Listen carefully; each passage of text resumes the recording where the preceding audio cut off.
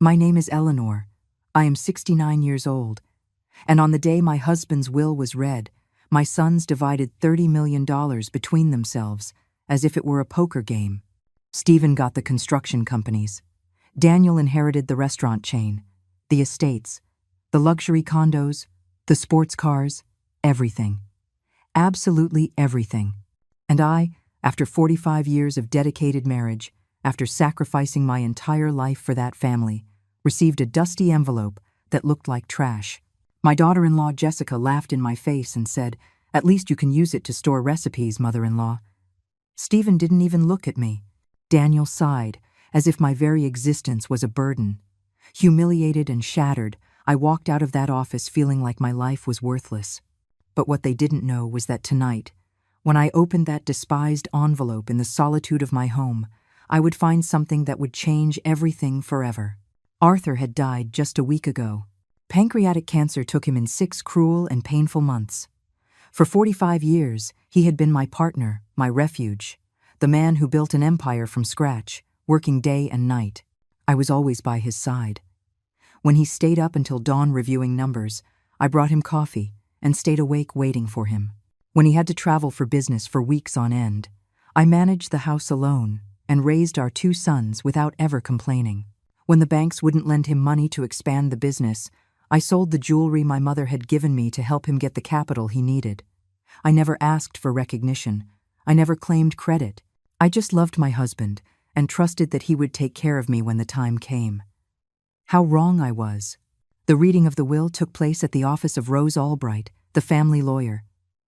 I arrived early, wearing my best violet dress, the one Arthur had given me on our last anniversary. I thought it would be a formality. After half a century together, it was logical that my husband would have left me protected. My sons could inherit the business, but I should have enough to live with dignity. Rose began to read in a cold, professional voice. To my son Stephen, I leave the construction companies, valued at $12 million. Stephen smiled like a child on Christmas morning. To my son Daniel, I leave the restaurant chain, which generates $8 million a year. Daniel settled into his chair with satisfaction. The estates on the coast, the condos downtown, the luxury cars, the main accounts. Everything was divided between them like the spoils of war. $30 million were split equally while I sat there, invisible, waiting to hear my name. When Rose finished reading the endless list of properties my sons were inheriting, she paused. She looked at some papers and said, "For Mrs. Eleanor Herrera." My heart sped up. Finally, I was going to hear what the love of my life had left me. Rose continued, "I leave her this personal envelope," and she handed me a yellowish, dusty envelope that looked like it had been stored for years in some forgotten drawer. I took it with trembling hands while my sons exchanged satisfied glances.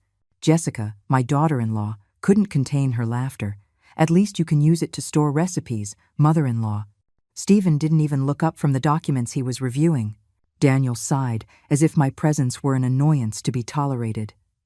The envelope weighed almost nothing in my hands.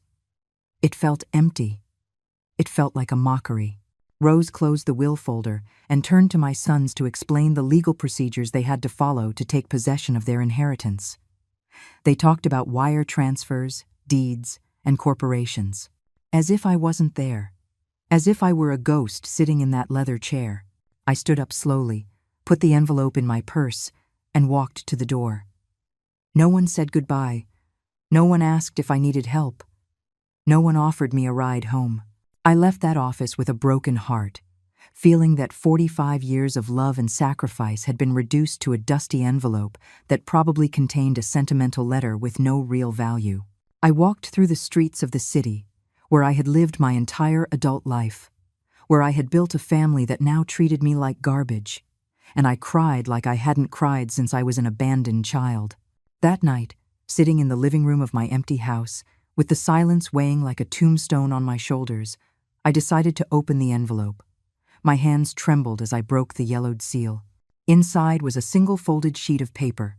I unfolded it slowly and read the words written in Arthur's unmistakable handwriting. Arthur's handwriting was unmistakable. That elegant script I had seen in thousands of love letters during our courtship, on birthday cards, On notes he left me in the kitchen before he went to work. But this time, the words I read took my breath away. For the woman who always truly loved me. Bank account number 847291635CHE Swiss International Bank, Geneva.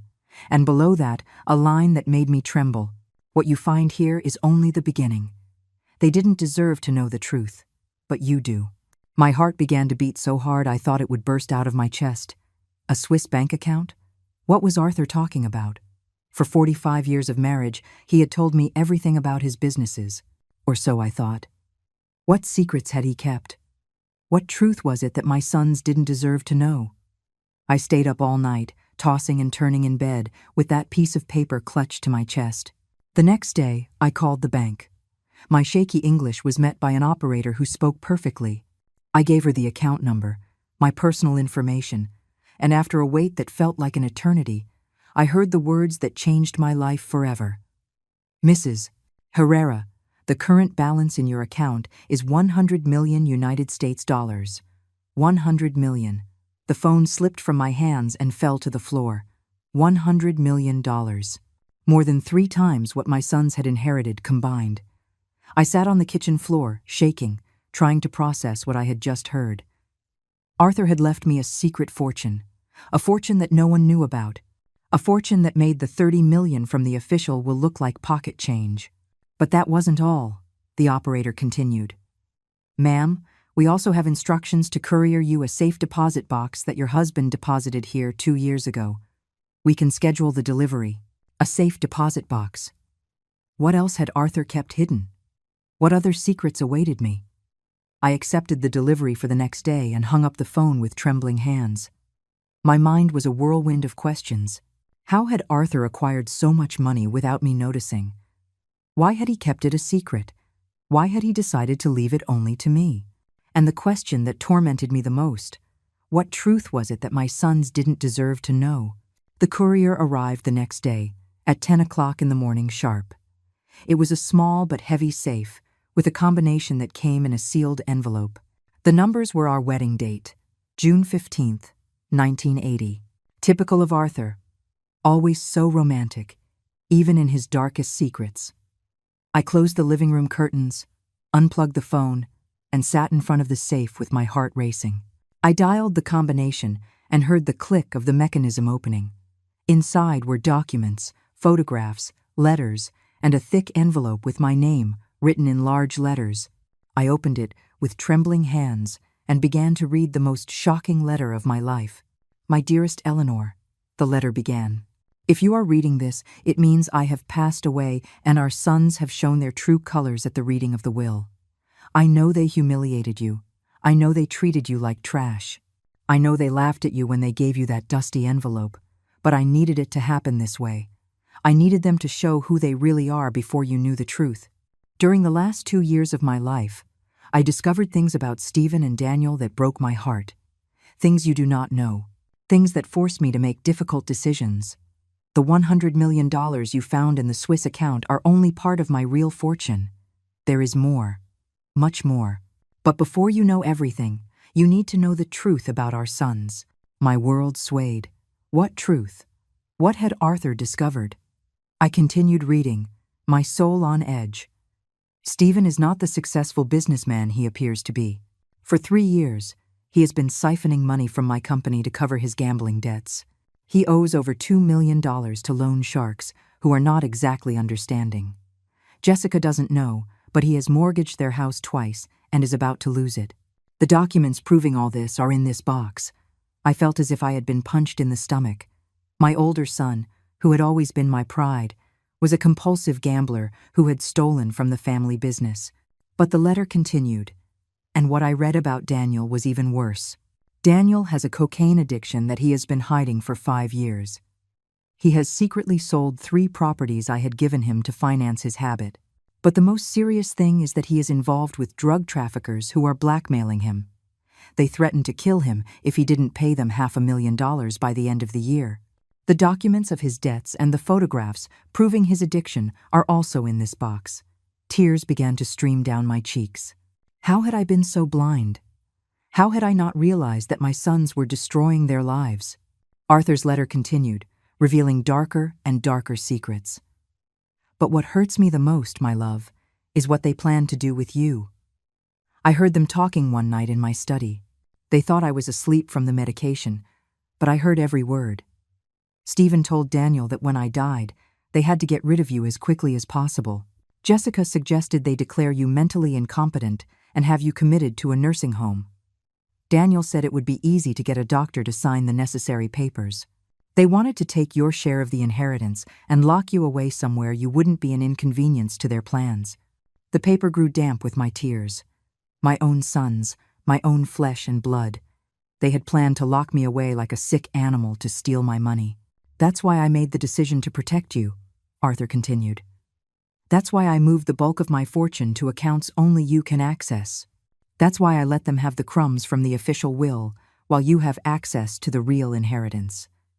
The $100 million are just the beginning, my love. There are properties in Europe, investments in Asia, accounts in tax havens. In total, more than $200 million that are now yours. But I also leave you something more valuable, the truth. And with that truth, the power to decide what to do with our sons. My hands were shaking so much I could barely hold the letter. $200 million, a fortune that made my son's official inheritance look like loose change. The letter ended with a sentence that was seared into my soul. You decide whether you use this information to protect yourself or to teach them a lesson they will never forget. I can no longer take care of you, but I have given you the weapons to take care of yourself. With all my eternal love, Arthur. I put the letter down on the table and looked at the contents of the safe. There were photographs of Daniel using drugs, bank documents showing Stephen's debts, contracts signed with dangerous loan sharks, audio recordings on small devices I didn't dare listen to yet. My husband had been a private detective during his last years, meticulously documenting the corruption of our own sons. And now that explosive information was in my hands. I sat in that room for hours, surrounded by photographs that destroyed the image I had of my children. Daniel with glassy eyes, snorting cocaine in the bathroom of some nightclub. Stephen signing documents with men in dark suits who were clearly not legitimate bankers. Casino receipts for thousands of dollars. Pawn shop tickets for items I thought they still owned. My perfect world, my exemplary family, was crumbling before my eyes like a house of cards. But what hurt the most wasn't the addictions or the debts. It was the plan they had hatched to get rid of me. In one of the recordings I finally dared to listen to, I heard Jessica's voice saying, "Once she's committed, we can sell the family house and split the money. She's an old woman. She won't notice a thing." And Stephen's reply, "Mom was always so naive.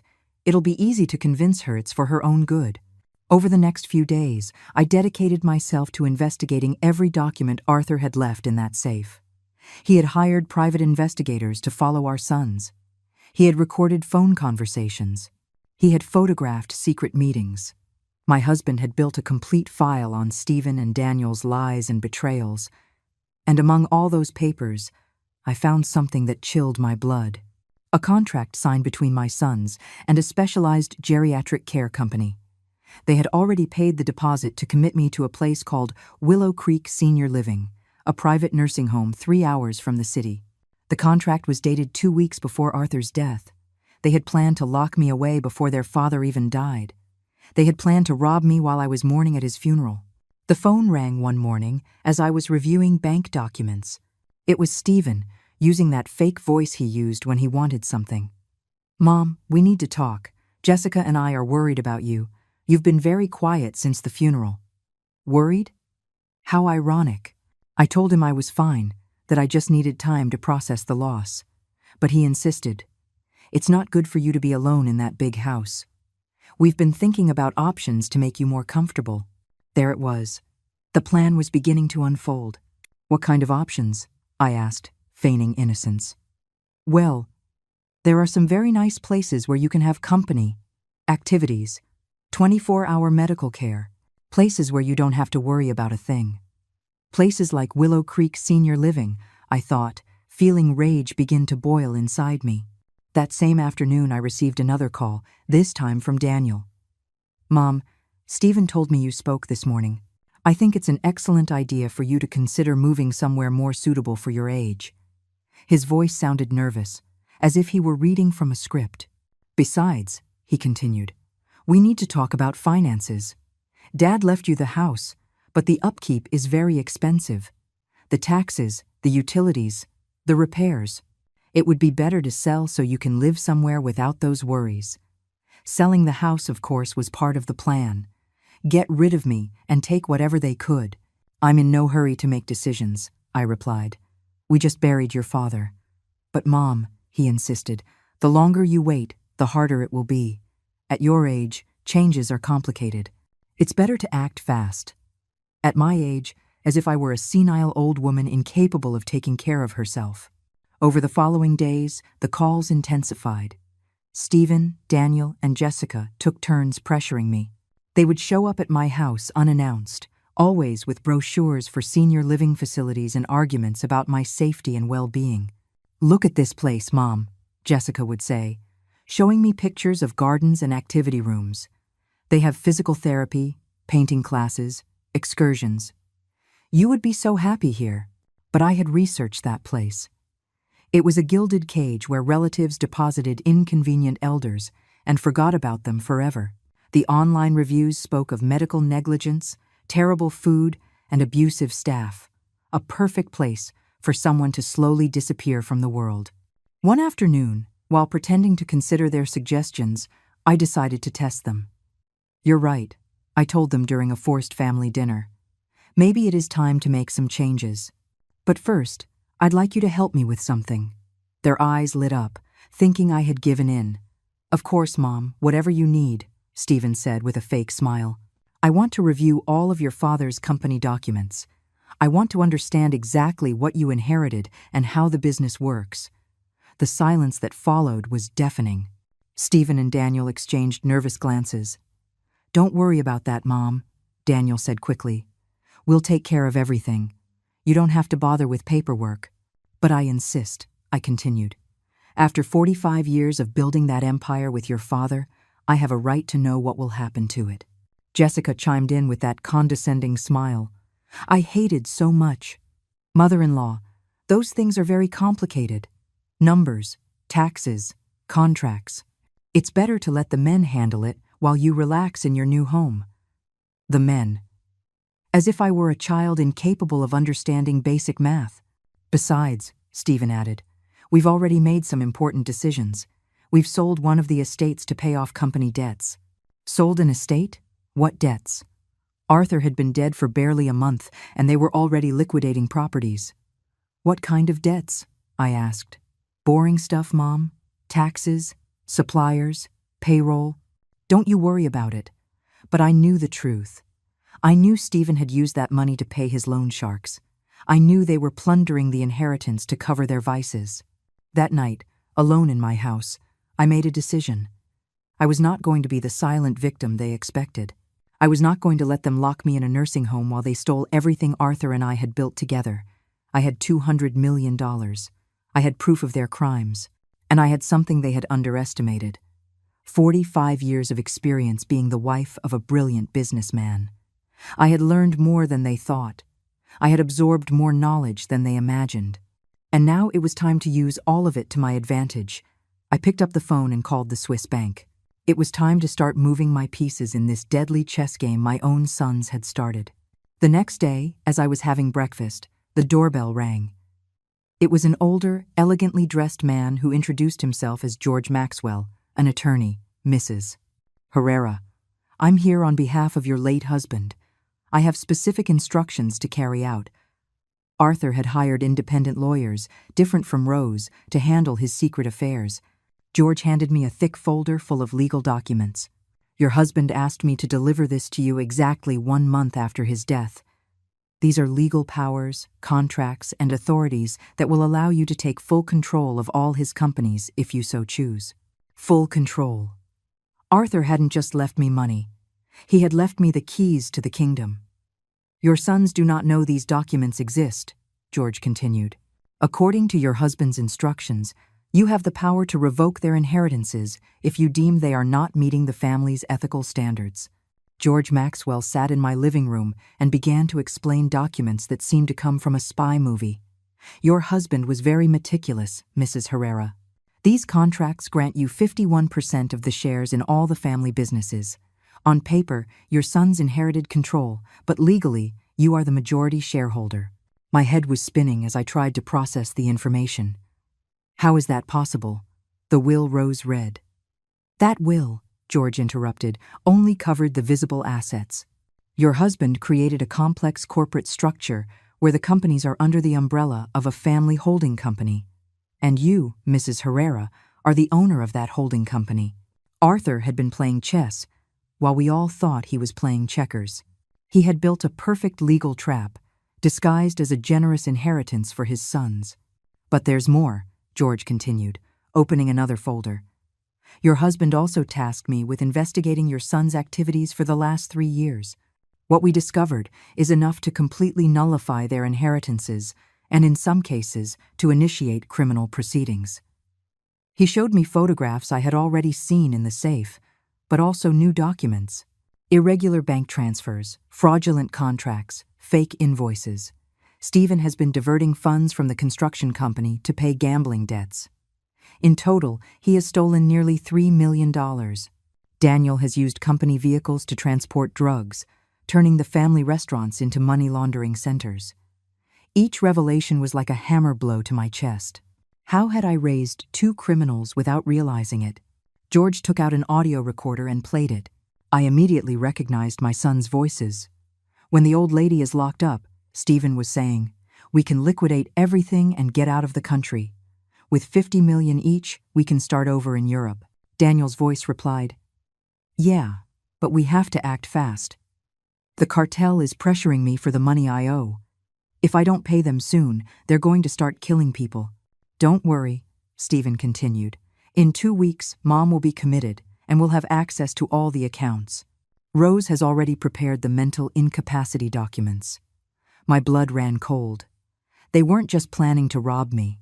They were planning to flee the country after destroying everything Arthur had built. "Your husband recorded this conversation 3 weeks before he died," George explained. "That's why he accelerated all the legal preparations. He knew he had little time to protect you. He handed me a new cell phone. This device is directly connected to my office and to the police. If you feel threatened at any moment, press the red button and help will be on its way." The reality of my situation began to sink in. I wasn't just dealing with ungrateful children. I was dealing with desperate criminals who saw my death or disappearance as the solution to all their problems. "What do you recommend I do?" I asked him. George smiled, an expression that didn't reach his eyes. "Your husband asked me to tell you this verbatim. Eleanor, you are stronger and smarter than they think. It's time they found out who they're messing with." That night, after George left, I sat in front of my vanity mirror and truly looked at myself for the first time in months. I saw a 69-year-old woman, with gray hair I had let grow naturally, with wrinkles that told the story of 4 decades of smiles and tears. But I also saw something I had forgotten existed: fierceness. For all those years of being the perfect wife, the selfless mother, I had buried the fighter I had been in my youth. The woman who had sold her jewelry to help Arthur build his empire. The woman who had worked double shifts when money was tight. The woman who had fought against banks, suppliers, and competitors to protect her family. That woman was still there, dormant but not dead, and it was time to wake her up.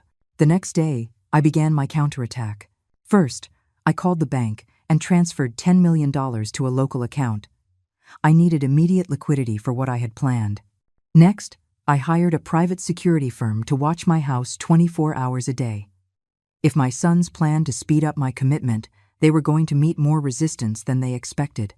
I also hired a forensic accountant to audit all the family businesses. I wanted official documentation of every penny they had stolen. Finally, I visited 3 different criminal defense attorneys and gave them copies of all the evidence I had against Stephen and Daniel. I wanted to be prepared for any scenario. Stephen showed up at my house, unannounced, on Friday morning. He was accompanied by Jessica and a man who introduced himself as Dr. Evans, a specialist in geriatrics. The plan was in motion. "Mom," Stephen said with that fake smile that now nauseated me, We brought the doctor to give you a general checkup. We just want to make sure you're okay." The supposed doctor carried a black briefcase and a condescending attitude that made my blood boil. "I don't need a checkup," I replied firmly. "I feel perfectly fine." "But Mom," Jessica insisted, "at your age, it's important to have regular checkups. The doctor just wants to ask you a few simple questions." Simple questions. Like the ones used to declare someone mentally incompetent. "Mrs. Herrera," the fake doctor said in a syrupy voice, "I just need to assess your cognitive state. These are routine procedures." He took some forms from his briefcase that I recognized immediately. They were the same documents George had shown me, the ones Rose had prepared to declare me incompetent. "Can you tell me what day it is today?" he asked. "Friday, October 13th, I replied. "Can you tell me where you live?" "In the house I built with my husband 30 years ago at 1247 Oak Avenue." "Do you remember how much money you inherited in the will?" There was the trap. If I said I had only inherited a dusty envelope, it would confirm I had no resources and would be easier to declare incompetent. If I mentioned the 200 million, they would think I was delusional. "I remember perfectly," I replied, looking directly into Stephen's eyes, "that you inherited $30 million in companies and properties. I also remember that I received an envelope that you considered trash." The doctor scribbled something on his papers. Stephen smiled, thinking I had fallen into his trap. "And how do you feel about that distribution?" the doctor asked. "I feel," I said slowly, "like a woman who finally understands who the members of her family really are." Jessica and Stephen exchanged satisfied glances. They thought I was admitting confusion or resentment, emotions they could use to justify my commitment. The fake doctor closed his folder and whispered something to Stephen. Then he turned to me. "Mrs. Herrera, I believe it would be beneficial for you to spend a few days under medical observation. We have a very comfortable facility where you can rest while we evaluate your general condition." There it was, the final trap. "No, thank you," I replied with the firmest voice I could muster. "I feel perfectly capable of taking care of myself." "But Mom," Stephen said, and for the first time there was a real note of threat in his voice, "it's not a suggestion. The doctor believes you need specialized care." "The doctor," I replied, rising slowly, "can believe whatever he wants. But this is my house, and I decide who comes in and who goes out." At that moment, Jessica made the mistake I had been waiting for. She approached me with that venomous smile and said, "Mother-in-law, don't be difficult.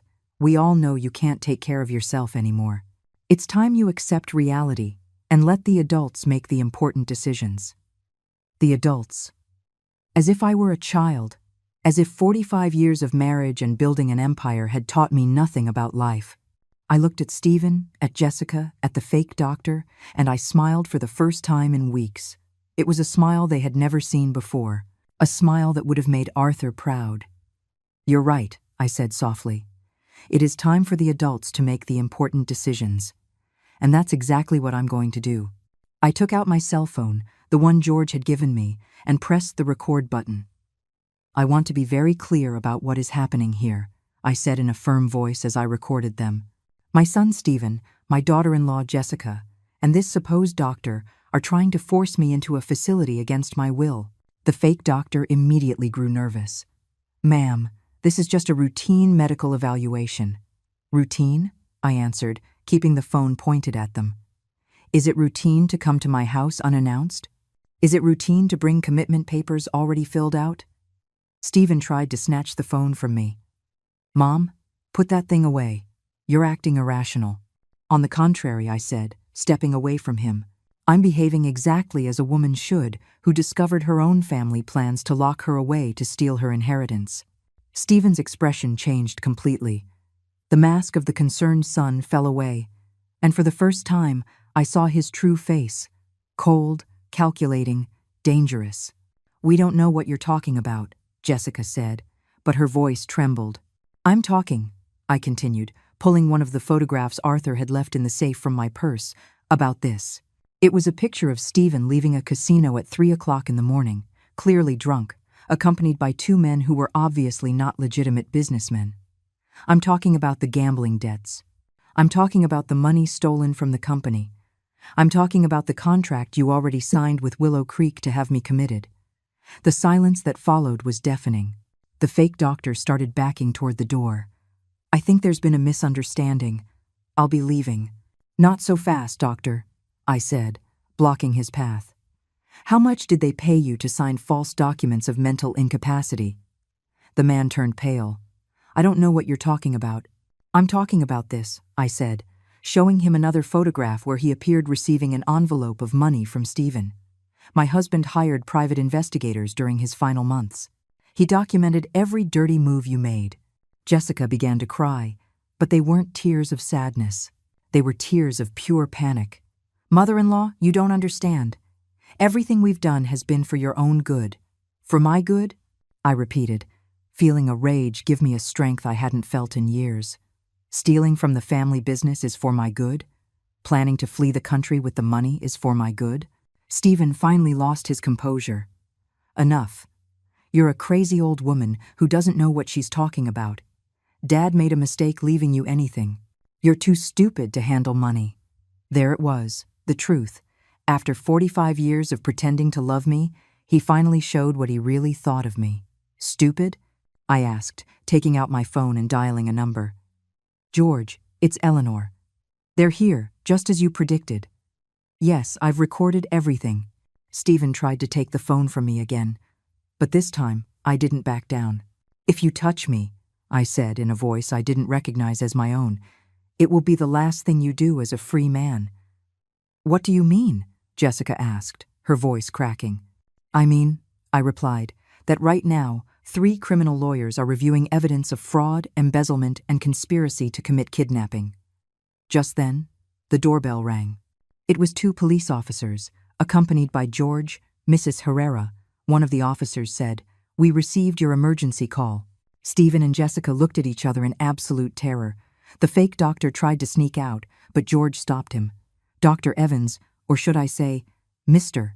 Herrera, because you aren't a doctor, are you?" The man slumped into a chair. "They paid me $5,000 to sign some papers. I didn't know it was illegal." $5,000 to declare me mentally incompetent? I asked. "Is that what my freedom is worth?" The police began taking statements while George explained to me that this had been a controlled operation from the moment Arthur died. "Your husband anticipated every move," George told me, as the officers arrested the fake doctor. "He knew they would try to have you committed quickly, before you could react. That's why he prepared all this evidence and these legal proceedings." Stephen and Jessica weren't arrested that day, but the police warned them they were under investigation. When they finally left, my house was silent for the first time in weeks. I sat in my favorite armchair, the same one where Arthur and I used to watch television together, and I cried. But they weren't tears of sadness. They were tears of liberation. For the first time since my husband's death, I felt truly free. That night, I called both of my sons, not to plead or to try to fix things. I called them to give them an ultimatum. "You have 24 hours to return every penny you stole from the family businesses. You have 24 hours to cancel the contract with Willow Creek. And you have 24 hours to confess the entire truth about your debts and your problems." "Or what?" Stephen asked with a defiant tone that no longer intimidated me. "Or tomorrow at 9 o'clock in the morning, 3 local newspapers will publish the full story of your crimes. Or I hand all the evidence over to the district attorney's office. Or I use the legal powers your father left me to completely revoke your inheritances." The silence on the other end of the line confirmed that they finally understood who they were dealing with. "Impossible," Daniel muttered. "Dad left us everything in the will. You can't take what's already ours." "Want to bet?" I replied. And for the first time in my life, my voice sounded exactly like Arthur's when he was closing a tough deal. "Because it turns out your father was a lot smarter than you thought. And I'm a lot stronger than you imagined." I hung up before they could answer. I didn't need to hear any more lies, more excuses, more manipulation. It was time for them to learn that the woman they had underestimated for so many years had sharp claws when she needed to use them. The next morning, at 8 o'clock sharp, Stephen and Daniel appeared at my door. They didn't come with fake lawyers or commitment plans. They came with their tails between their legs, defeated, begging for mercy. "Mom, Stephen said, and for the first time in years there was no condescension in his voice. We need to talk. I let them in, but this time I didn't offer them coffee or a smile. I left them standing in the middle of the living room while I remained seated in my armchair, in the position of power I had earned. Talk, I said simply. Daniel started to cry. Mom, everything got out of control. The drugs, the debts, the loan sharks. We didn't know how to stop. And your solution was to rob me and lock me away? I asked. That wasn't the original intention, Stephen muttered. At first, we just needed to borrow some money. We thought we could pay it back before anyone noticed. But things got worse, Daniel continued. The cartel started threatening us. They said if we didn't pay, they would go after the family. So you decided to hurt me first, I replied. You decided it was better to lock me up like an animal than to face the consequences of your choices. Stephen knelt in front of my chair. Mom, we're your sons. We love you. We just made terrible mistakes. You love me? I asked, feeling all the rage that had built up for months finally find its voice. You call planning my commitment love? You call stealing the money your father and I built together love? You call treating me like trash at the will reading love? They didn't answer because there was no possible answer to those questions. But I want you to know something, I continued, standing slowly and walking to the window. Your father loved you. Despite everything he discovered, despite all the evidence he gathered against you, he loved you. That's why he left you a chance to redeem yourselves. I turned to face them. He left you $30 million, enough to pay all your debts and start over. But he also left me the power to take it away if you proved you didn't deserve it. Their faces paled as they understood the magnitude of what I was saying. What do you want us to do? Stephen asked, his voice cracking. I smiled, but it wasn't a motherly smile. It was the smile of a woman who had finally found her power. What I want, I said, walking slowly around my two sons kneeling in my living room, is for you to understand that the game has changed. For 69 years, I have been the obedient wife, the sacrificial mother, the invisible woman who cleans up others' messes. That's over. I looked them directly in the eyes, one by one. Stephen, I want you to call all your loan sharks right now and tell them they will get their money, but not from the money stolen from the company. They will get it from your own inheritance. His face fell. Mom, if I do that, I'll have nothing left. The debts are more than $3 million. Exactly, I replied, showing not a shred of compassion. You'll be left with exactly what you deserve after stealing from the family business for 3 years. Daniel, I continued, turning to my younger son, you are going to check into a rehabilitation center, not one of those luxury places where the rich go to pretend they're getting better. A real place where they will work with you seriously. Mom, I can quit on my own. I don't need rehab, he protested. How were you able to quit gambling on your own? I asked Stephen. How were you able to stop stealing money on your own? No, my sons. Addicts don't get better on their own. And you are going to get better, or you are going to lose everything. Daniel began to cry harder. They'll kill me in rehab. No, I said, taking out my phone. They won't kill you, because I'm going to pay them myself. But every dollar I pay for your debts will be deducted from your inheritance. I dialed a number I had written down days ago. Detective Miller? This is Eleanor Herrera. I have information about a drug trafficking ring operating out of the family's restaurants. Daniel went white as a sheet. Mom, what are you doing? I'm cleaning up the mess you created, I replied, speaking into the phone. Yes, detective, I have names, dates, photographs, and my son is willing to cooperate as a protected witness. I hung up and looked at Daniel. You are going to testify against the cartel.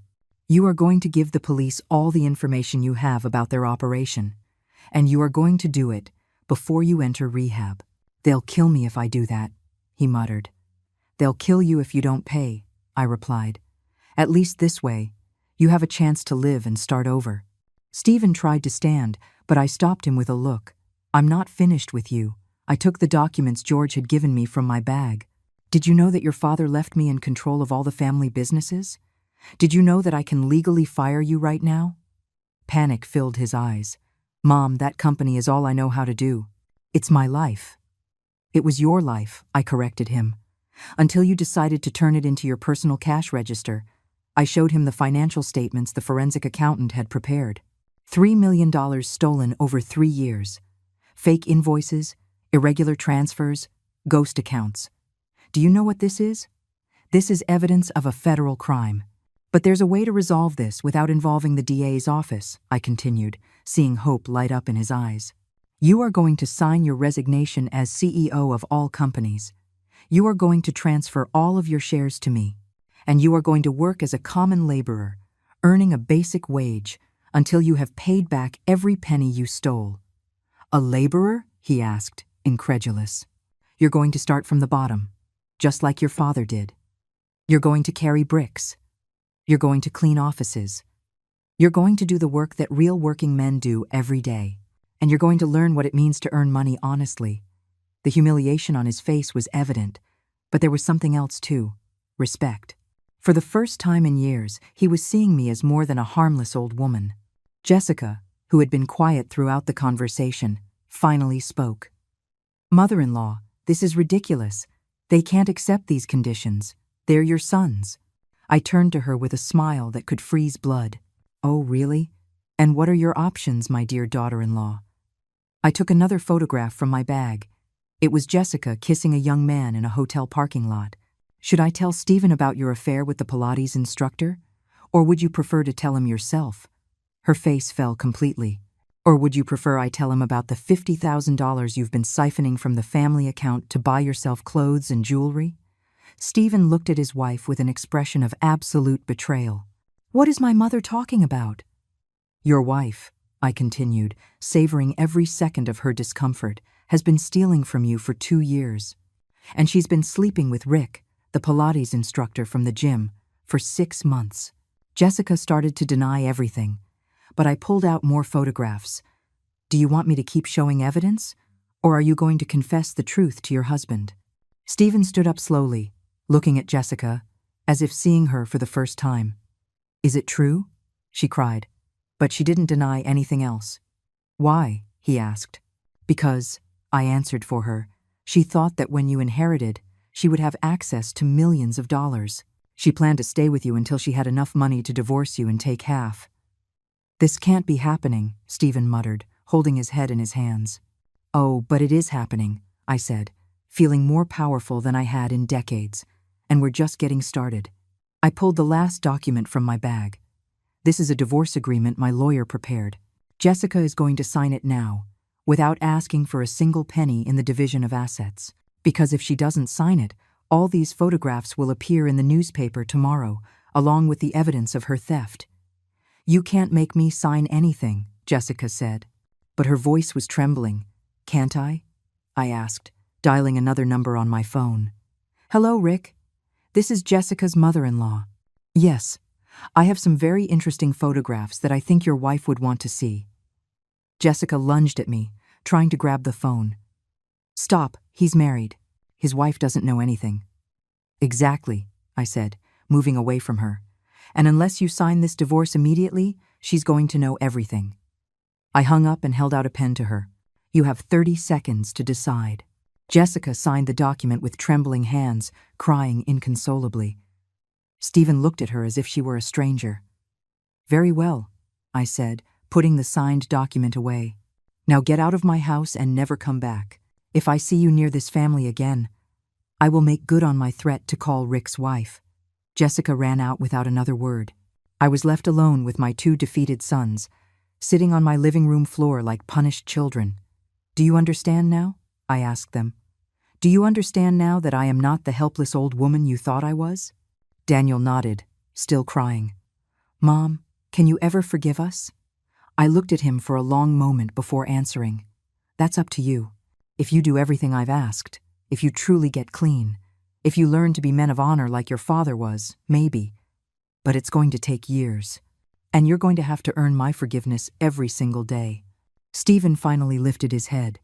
Are you going to take our entire inheritance? No, I replied, and I saw relief in his eyes. I'm going to leave you a chance to earn it, but you are going to work for every dollar. You are going to prove you deserve the name you carry. And what if we can't do it? Daniel asked. What if we're too weak to change? I looked at him with a mixture of sadness and determination. Then you will miss the chance to know the mother you always had, but that you never bothered to see. I got up and walked to the window, turning my back to them. Your father left me $200 million, my sons. Enough money to live like a queen until the day I die. Enough money to help thousands of people who truly need it. You will decide if you want to be part of that story, or if you will be left on the outside, looking at what you could have had. When I turned around, they were no longer in my living room. They had left in silence, finally understanding that the power had changed hands for good. The following days were the quietest I'd had in months. For the first time since Arthur's death, my house truly felt like my own. There were no manipulative sons showing up unannounced. No venomous daughters-in-law making snide remarks. No fake doctors trying to declare me incompetent. Just me, my morning coffee, and the strange but liberating feeling of having total control over my life. Stephen kept his word, calling all his loan sharks and telling them they would receive their money from his own inheritance. Daniel voluntarily checked into a rehabilitation center on the outskirts of the city, and Jessica had completely disappeared, probably holed up in some hotel while she figured out how to rebuild her life after her perfect plan imploded. But I knew this was only the beginning. For 45 years, I had been the wife who supported from the shadows. Now it was time to find out who Eleanor was as an independent person, as a woman with power, as the heir to a $200 million empire. The first decision I made was to visit all the companies I now controlled. I wanted to meet the employees who had worked for Arthur for years. I wanted to understand exactly what my husband had built and how I could make it better. The first stop was the main construction company, where Stephen had been CEO until a week ago. When I arrived at the offices, dressed in a gray suit I had bought specially for the occasion, all the employees looked at me with curiosity. They knew I was the boss's widow, but they had never seen me in a professional context. "Good morning," I said to the 30 employees gathered in the conference room. "I am Eleanor Herrera, and from now on, I am the owner and CEO of this company." A murmur of surprise rippled through the room. "I know some of you are concerned about the recent changes. I know you've heard rumors about financial troubles. I want you to know that those problems have been resolved and that this company will continue to operate under new policies of transparency and honesty." An older man, whom I recognized as Frank, the construction supervisor, raised his hand. "Mrs. Herrera, with all due respect, do you have experience running a construction company?" It was a fair question, and I had prepared the answer for days. "Frank," I replied. "For 45 years, I sat at the kitchen table with Arthur every night while he told me about every project, every problem, every important decision. For 45 years, I reviewed contracts, listened to phone calls, participated in business strategies.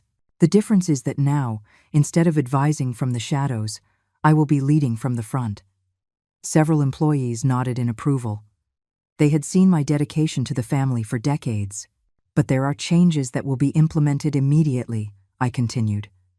"First, we are going to conduct a full audit of all finances from the last 3 years. I want to know exactly where every dollar went." I saw some of the accountants exchange nervous glances. They probably knew about Stephen's irregularities, but had remained silent out of fear. Second, we will implement a bonus system based on real productivity, not favoritism.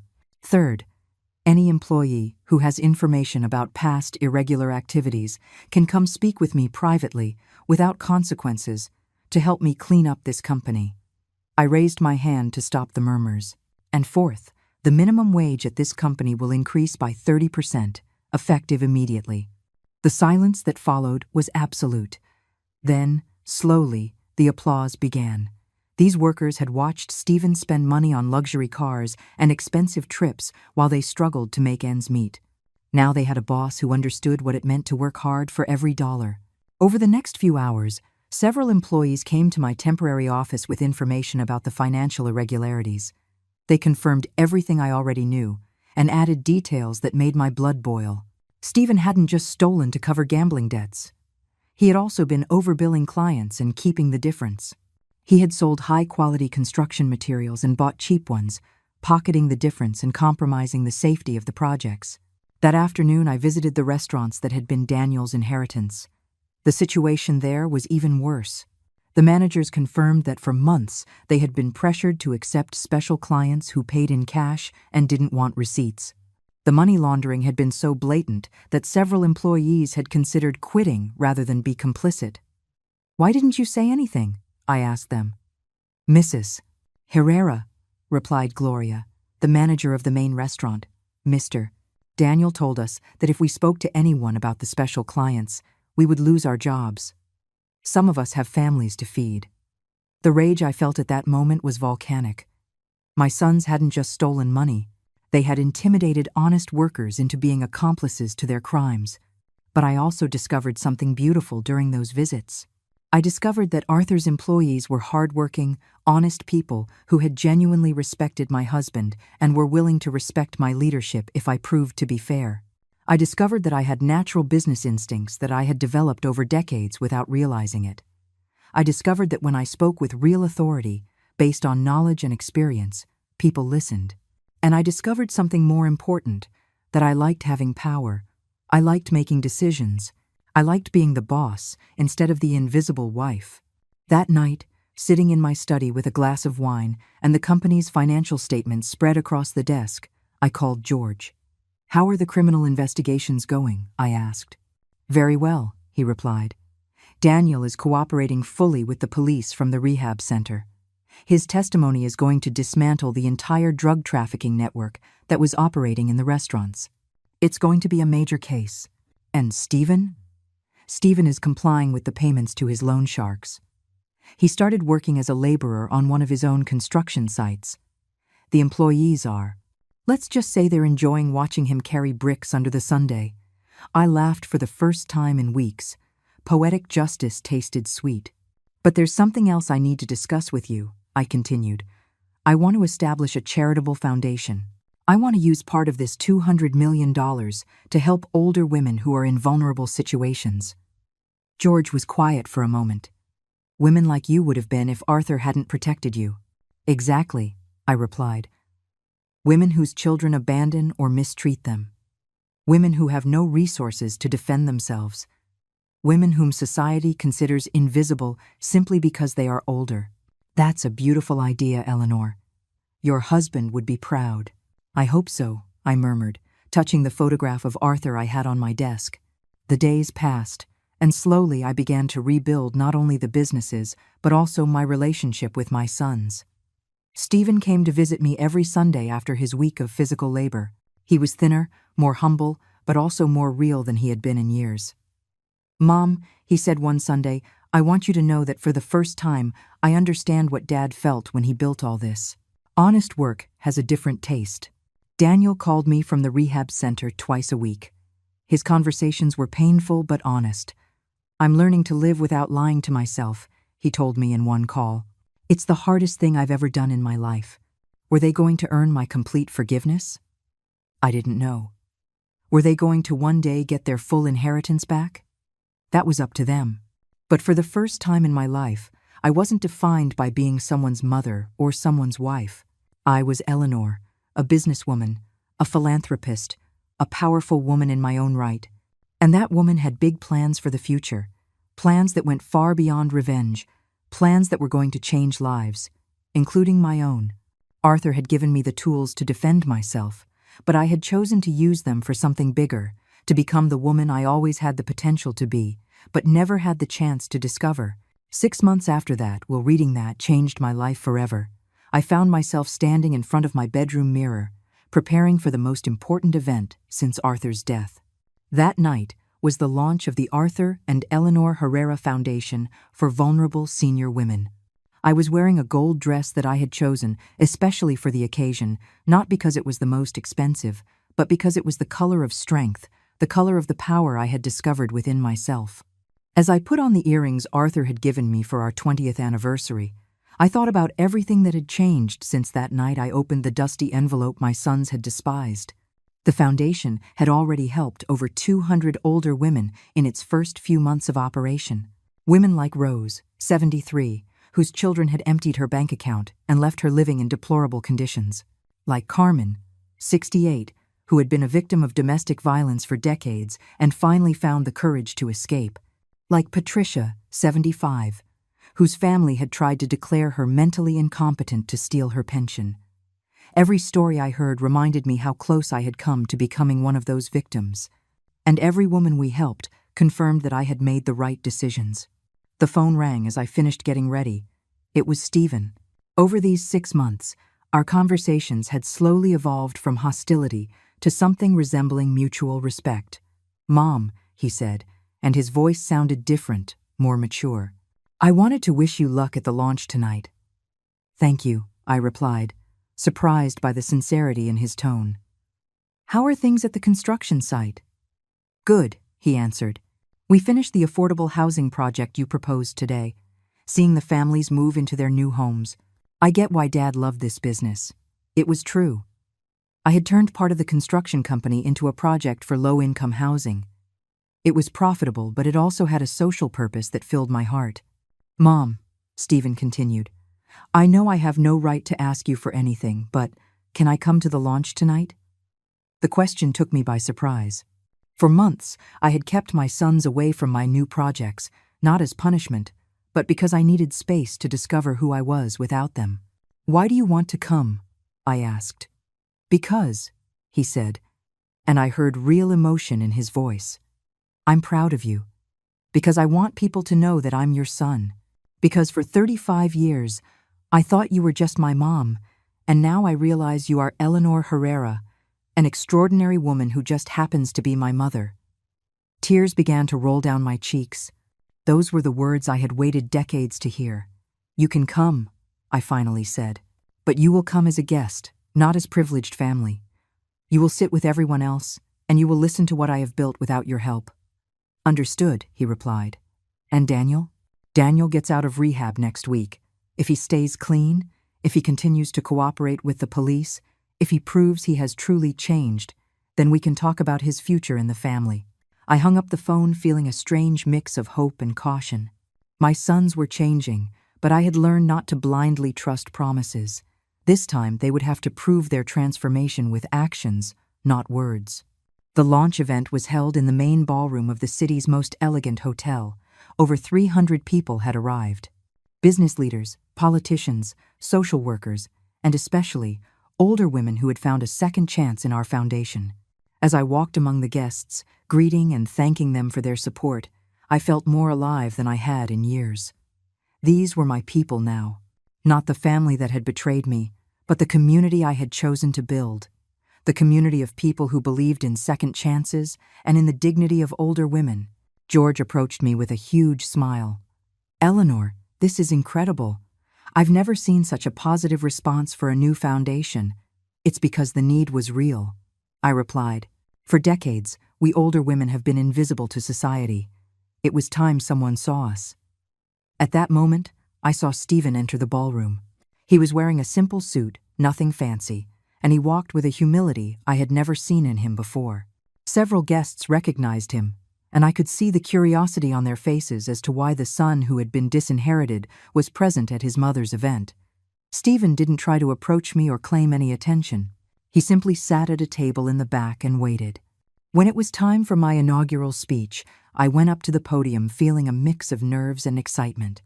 Before me were 300 people who had come to support my vision. Behind me was the giant photograph of Arthur and me on our wedding day, reminding me where this journey had begun. "Good evening," I began, and my voice sounded stronger than I expected. 7 months ago, I was a 69-year-old widow who thought her life had ended with her husband's death. I thought my role in the world had been reduced to being the invisible mother of 2 adult sons and the grandmother who waited for occasional visits. "But," I continued, feeling confidence grow in my chest, "I discovered that life can begin at any age if we have the courage to make the hard decisions.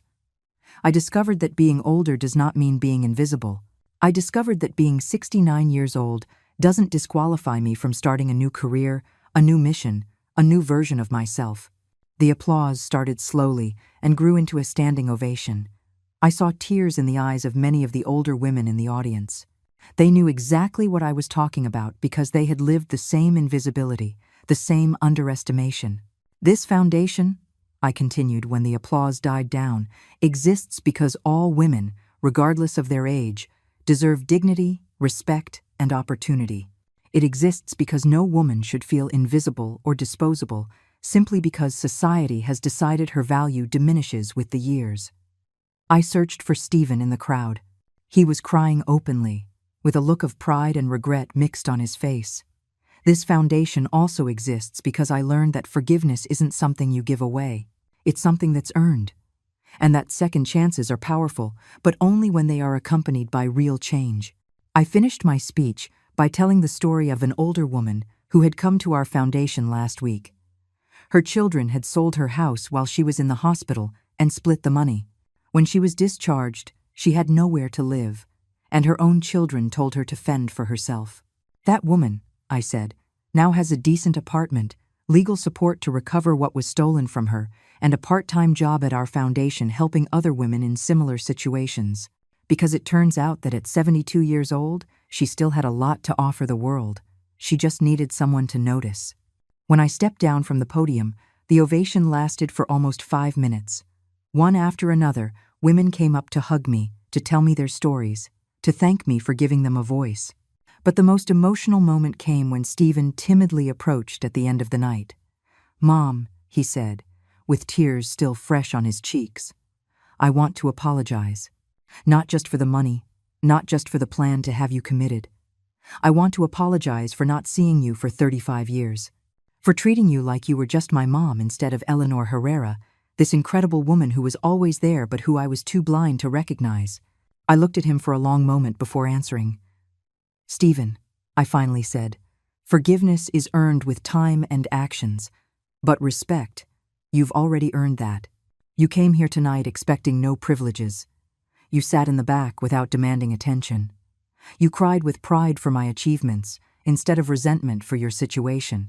That tells me that maybe, just maybe, you're starting to become the man your father always hoped you would be."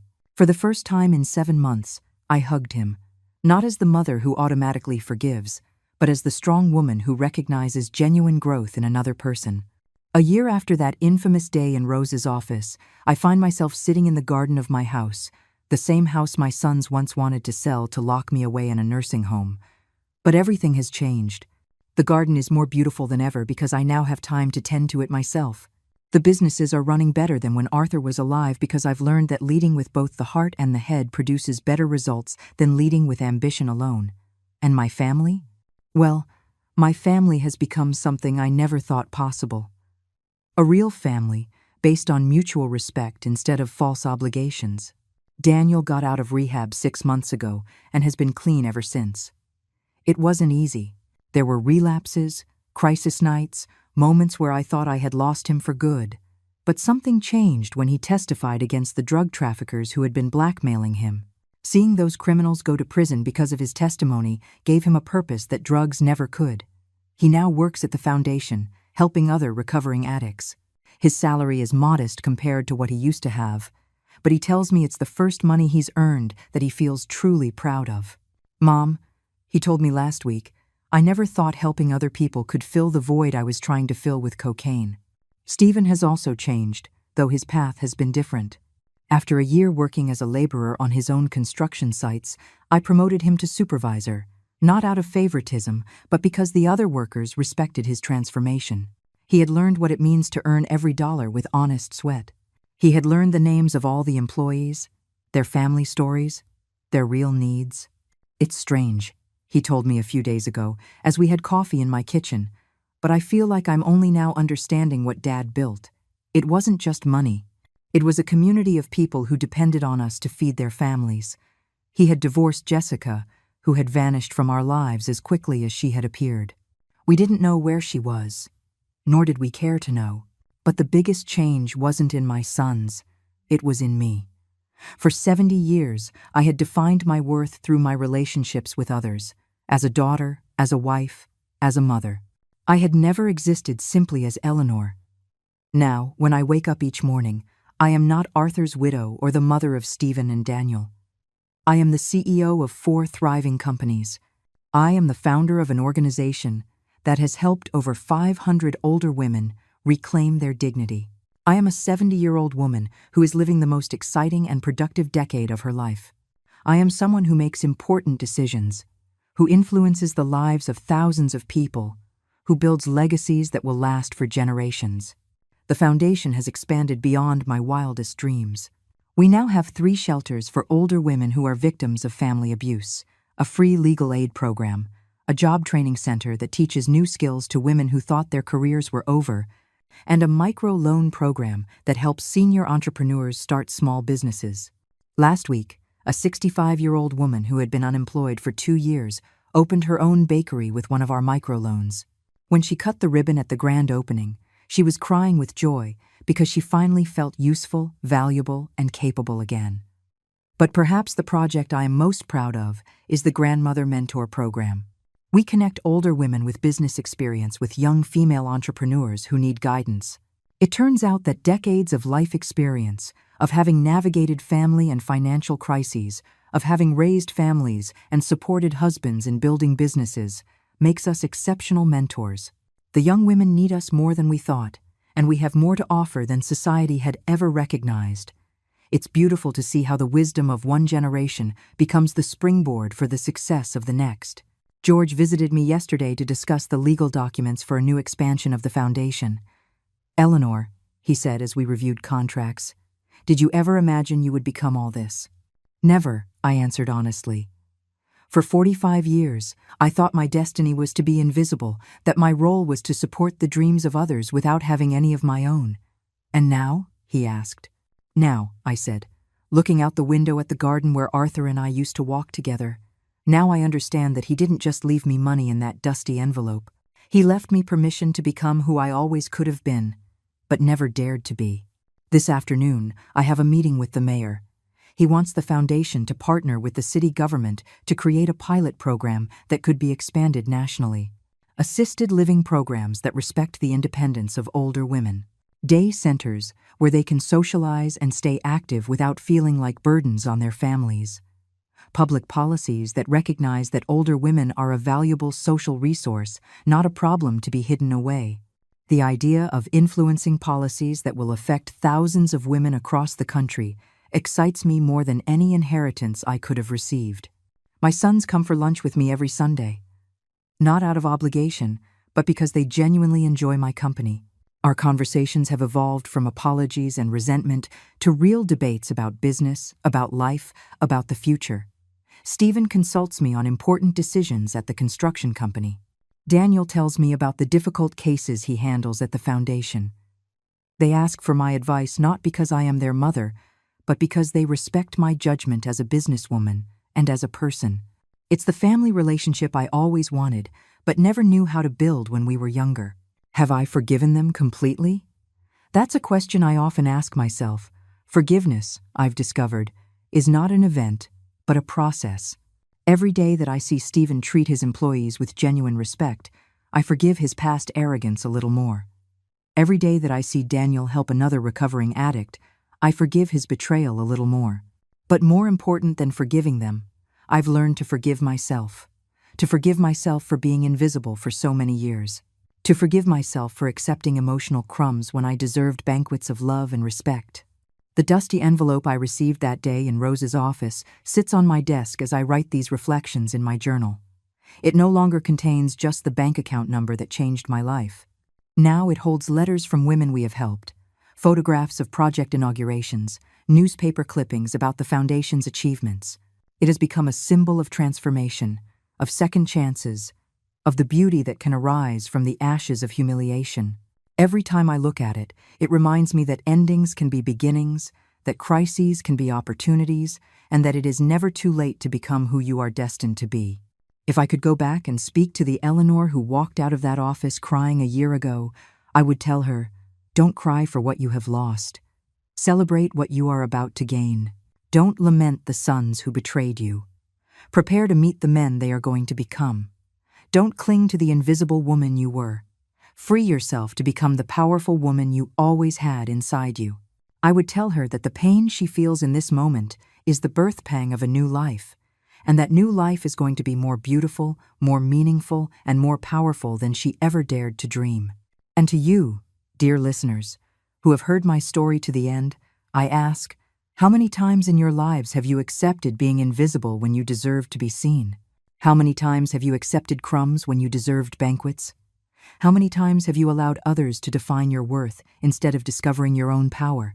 My story is not just about an unexpected inheritance or a dysfunctional family. It's about the moment we decide to stop surviving and start truly living. It's about the moment we realize that it is never too late to write a new chapter of our lives. Because it turns out that the best years of our lives can be ahead of us, not behind us, if we have the courage to claim our power and use it for something bigger than ourselves.